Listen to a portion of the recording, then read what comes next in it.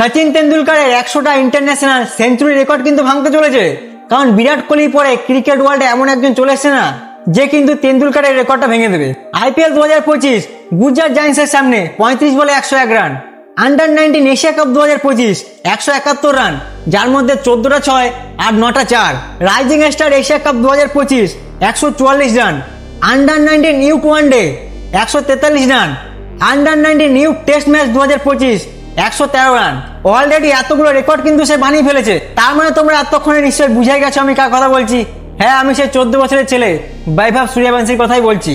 যদি বিরাট কোহলি পরে Sachin তেন্ডুলকারের 100টা century record কেউ যদি ভাঙতে পারে বা তার ধারে কাছে যদি কেউ যেতে পারে, তাহলে কিন্তু এই 14 বছরের ছেলে বৈভব সূর্যবংশী করতে পারবে।